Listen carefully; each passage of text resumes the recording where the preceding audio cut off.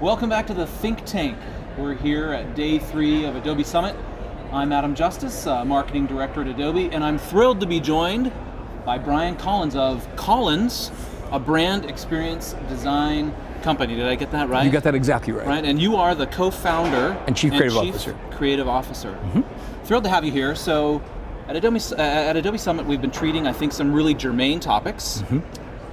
So far, we've talked about the clarion call for businesses to make experience their business. That transformation from basically providing goods and services to really thinking about the experience that they're providing their consumers. And in fact, we went one step beyond that and talked about, well, if a company's going to make experience their business, who's going to do it? It will be the role of the experience maker.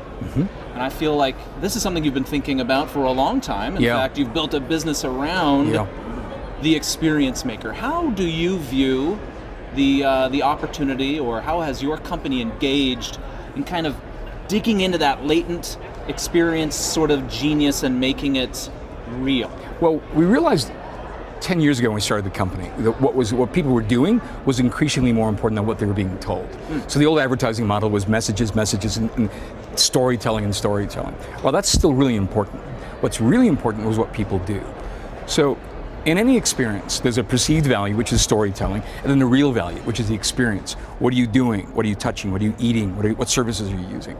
And for so long, the perception part of the conversation drove the whole brand dialogue. Now, the experience is what comes first, and then brand comes as the brand experience and brand value comes out of the quality of the experience. All perceived value is a lens through which you look at the real value. And the real value is determined by how delightful was it? How easy was it? Did I enjoy it? Will I share it with my friends? What was its real value? How did it help my life? How did it make my life easier, more informed, more inspired? And that's what experience does. Storytelling alone doesn't do that. Experience does. Excellent. So Adobe, as you know, is a software company. I mean, we provide technology. An amazing one.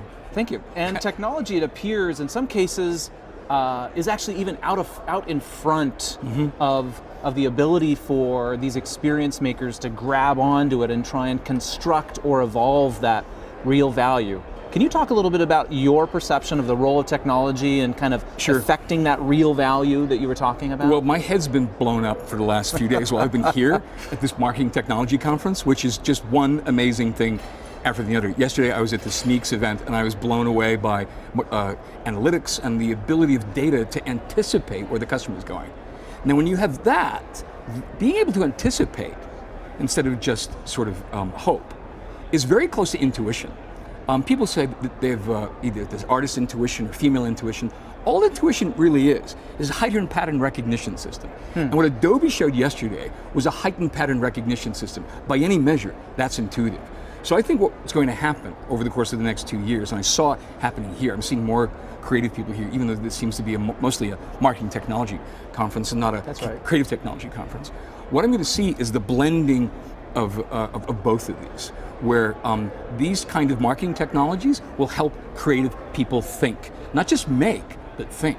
So what I hope to see over the next 2 years, I'm starting to see it certainly yesterday, is this blurring of where does marketing information and technology happen that helps us anticipate what a customer needs, and where does the creative technology happen.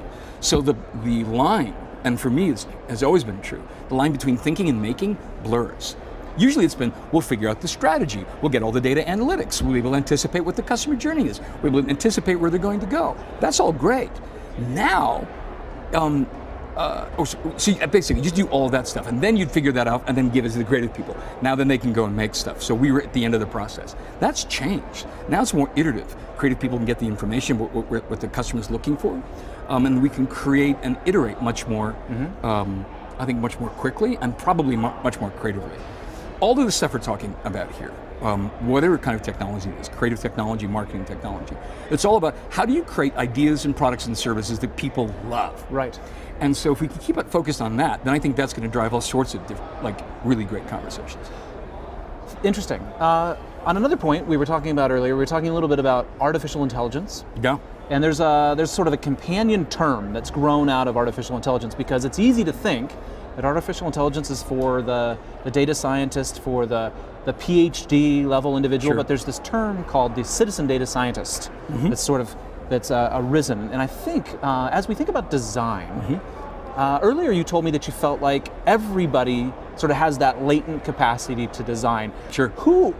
How can we sort of encourage the development of the citizen designer in this role of kind of grappling and ultimately delivering experiences? Well, I think what's going to happen is the more tools that we have where we can sort of understand what our value is, I think you're going to see a change.